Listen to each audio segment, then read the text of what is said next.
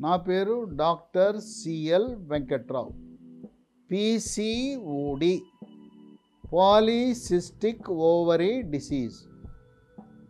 దీన్నే పీసీఓఎస్ అని కూడా అంటారు, పాలిసిస్టిక్ ఓవరీ సిండ్రోమ్. అనగా పెళ్ళి కాని ఆడపిల్లలకు కానీ పెళ్ళైన మహిళలకు కానీ అండకోశములో నీటి బుడగలు ఉండే ప్రక్రియ. ఈ నీటి బుడగలు ఉన్నాయి ఎలా తెలుస్తుంది? పొట్టకి అల్ట్రాసౌండ్ స్కానింగ్ పరీక్ష చేస్తే నీటి బుడగలు ఒక పక్క అండకోశంలో ఉండొచ్చు, రెండు పక్కలు ఉండొచ్చు. చిన్న చిన్న నీటి బుడగలు ఉండొచ్చు, పెద్దవి ఉండొచ్చు. 2, 3, 4, 5 ఉండొచ్చు, వందల సంఖ్యలో కూడా ఉండొచ్చు. కనుక అండకోశంలో నీటి బుడగలని దాన్ని పీసీఓడిగా పరిగణిస్తారు. దీని ప్రభావం ఎలా ఉంటుందంటే, నెలసరి పీరియడ్స్ సక్రమంగా రావు. సాధారణంగా ఆరోగ్యవంతులకు ప్రతి 28 రోజులకు ఒకసారి రావాలి. ఈ పీసీఓడి ప్రభావం వల్ల 15 రోజులకు ఒకసారి, మరుసటి నెలలో 35 రోజులకి, 40 రోజులకు ఒకసారి, లేదా అసలు 2-3 నెలలు రాకపోవటం. ఈ పీరియడ్స్ క్రమం తప్పిపోతుంది. పీరియడ్స్ ఇంకా 1-2 రోజుల్లో వస్తాయనగా బొడ్డు కింద పొత్తి కడుపులో తీవ్రమైన నొప్పి. కొంతమందికి పీరియడ్ ప్రారంభమైనప్పుడు తీవ్రమైన పొత్తి కడుపులో నొప్పి వస్తుంది. ఇవన్నీ కూడా పీసీఓడి ఉన్నదా అనే అనుమానం కలిగిస్తాయి. పీసీఓడి ఉండటం వల్ల ముఖం మీద మొటియాలు ఎక్కువ ఉంటాయి. సంకల్లో నలుపు రంగు, గజ్జల్లో నలుపు రంగు, మోచేతి దగ్గర నలుపు రంగు చర్మం ఉంటుంది. ఈ పీసీఓడి ప్రభావం వల్ల వెంట్రుకల మీద కూడా ప్రభావం ఉంటుంది. వెంట్రుకలు రాలిపోతాయి. వెంట్రుకలు అంత సౌందర్యవంతంగా ఉండవు, చివర్లు చీలిపోతాయి. కేశ సౌందర్యాన్ని కోల్పోతారు. అసలు ఈ పీసీఓడి రావటానికి గల కారణాలేంటి? 8 కారణాలు ఉన్నాయి. 1, జీవన శైలి.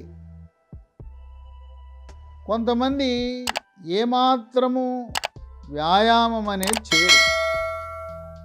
ఇంట్లో కూర్చుంటారు, ఇంట్లో పనిచేస్తారు, ఆఫీసులో కూర్చుంటారు. ఎవరైతే యోగా, ప్రాణాయామము, ధ్యానము, వ్యాయామం చేయరో, కేవలం ఇంటి పట్టునో ఆఫీస్ పట్టున ఉంటారో వాళ్ళకి పీసీఓడి వచ్చే అవకాశం ఎక్కువ. 2, ఎవరైతే జంక్ ఫుడ్, ఫాస్ట్ ఫుడ్ అధికంగా తింటారో, నూడిల్స్, ఫ్రైడ్ రైసు, పిజ్జాలు, బర్గర్లు, కేకులు, ఐస్ క్రీములు, కూల్ డ్రింకులు, బిస్కెట్లు, పాస్తాలు, బర్గర్లు ఇలాంటివి అధికంగా తినే వాళ్ళకి ఈ ఫాస్ట్ ఫుడ్ ప్రభావం వల్ల అండకోశంలో నీటి బుడగలు ఏర్పడే అవకాశం ఉందని వైద్య పరిశోధనలు వెల్లడిస్తున్నాయి. 3, హార్మోన్ల అసమతుల్యత. అండకోశం నుంచి స్త్రీ హార్మోన్లైన ఈస్ట్రోజను, ప్రొజెస్ట్రోన్ ఉత్పత్తి అవ్వాలి. కానీ స్త్రీ హార్మోన్ల కంటే మగ హార్మోన్ అయిన టెస్టోస్టెరోన్ అధికంగా ఉత్పత్తి అవటం వల్ల పీసీఓడి ఉన్నవారికి, కొంతమంది ఆడపిల్లలకి, మహిళలకు గడ్డాలు, మీసాలు రావటం, రొమ్ముల మధ్య ఛాతీపై వెంట్రుకలు, కాళ్ళ మీద వెంట్రుకలు మగవారికి ఉన్న విధంగా వెంట్రుకలు రావటం, ఈ మగధనం లక్షణాలు అనేవి పీసీఓడితో పాటు వచ్చే గుణం ఉంది. అంటే హార్మోన్ల అసమతుల్యత దానికి కారణం. 4, స్థూలకాయము, భారీకాయం వల్ల కూడా ఎక్కువగా కొవ్వు పదార్థాలు తింటూ రోస్ట్లు, ఫ్రైలు, ఇగురు కూరలు, వేపుడు కూరలు, డార్క్ చాక్లెట్లు, ఐస్ క్రీములు, కేకులు అధికంగా తిని బరువు పెరగటం వల్ల పీసీఓడి వచ్చే అవకాశం. 5 మెడ ముందు భాగాన సీతాకోక చిలుక ఆకారం నుండి థైరాయిడ్ గ్రంథి సరిగా పనిచేయని కారణం వల్ల కూడా పీసీఓడి వచ్చే అవకాశం. రక్తంలో T3, T4, TSH అనే పరీక్ష చేయటం ద్వారా T3, T4 తగ్గినా, TSH పెరిగినా థైరాయిడ్ లోపం ఉందని గుర్తించి థైరాయిడ్ ట్యాబ్లెట్లు వాడితే పీసీఓడికి పరిష్కారం. అయితే థైరాయిడ్ ట్యాబ్లెట్లు జీవితకాలం వాడవలసిన అవసరం ఉంటుంది. డోసు మాత్రం మారుతూ ఉంటుంది. మానసిక ఒత్తిడి, కుంగుబాటు, టెన్షను, డిప్రెషను, చిరాకు, పరాకు, కోపతాపాలు అధికంగా ఉండేవారికి ఈ అండకోశంలో నీటి బుడగలు వచ్చే అవకాశం ఎక్కువ. 7 రాత్రిపూట 8 గంటలు గాఢ నిద్ర ఆరోగ్యానికి అవసరం. రాత్రి 10 గంటలు పడుకుని ఉదయం 6 గంటల వరకు నిద్రపోవాలి. ఎవరైతే నిద్ర తక్కువ ఉంటుందో అర్ధరాత్రి తర్వాత మిడ్ నైట్ బిర్యానీలు తింటుంటారు. ఆ నిద్రలేమి కారణం వల్ల కూడా, లేదు కొంతమందికి శాశ్వతంగా రాత్రిపూట మాత్రమే డ్యూటీలు ఉంటాయి. ఆ నైట్ డ్యూటీల్లో నిద్ర ఉండదు. పగలపూట ఇంటికి వచ్చిన తర్వాత నిద్ర సమృద్ధిగా లేని కారణం వల్ల వాళ్ళకు కూడా పీసీఓడి వచ్చే అవకాశం. 8 పీసీఓడి జన్యుపరంగా కూడా వస్తుంది. అమ్మమ్మకుంటే తల్లికి వస్తుంది, తర్వాత మనవరాలకు వస్తుంది. చెల్లెలుకుంటే అక్కకు వచ్చే అవకాశం ఉంది. కనుక జన్యుపరంగా వంశపారంపర్యంగా కూడా పీసీఓడి వచ్చే అవకాశం ఉంది. దీని ప్రభావం ఎలా ఉంటుంది?